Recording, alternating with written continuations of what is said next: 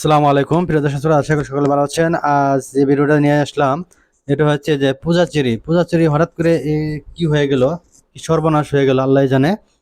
তবে সম্পূর্ণ ভিডিওটা দেখেন, দেখার পরে বুঝতে পারবেন যে পূজাচেরি আসলে কি হলো। That's it. Pray for him. কাঁদতেছে। Pray for him. কি হয়েছে বলেন।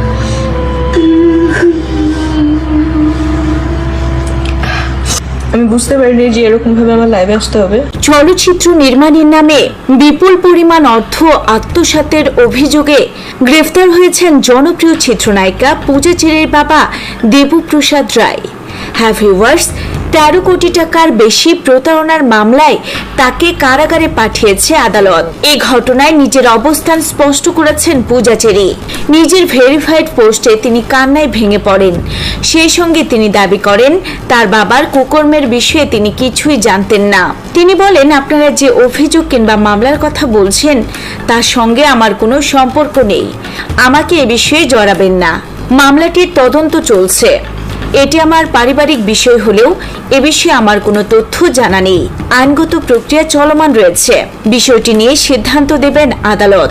সবশেষে তিনি বাবার জন্য সকলের কাছে দোয়া চান।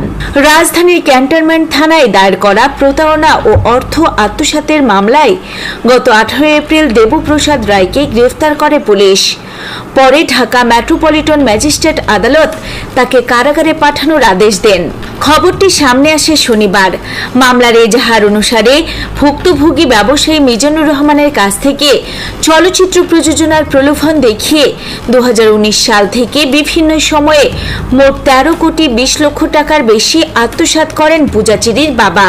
প্রথমে 5 কোটি 50 লাখ, পরে আরও 50 লক্ষ এবং 2024 সালে 6 কোটি টাকা সহ বিভিন্ন মাধ্যমে অর্থ লেনদেন হয়েছে। টাকা ফেরত চাইলে নানা অজুহাত ও হুমকি দেওয়ার অভিযোগও রয়েছে।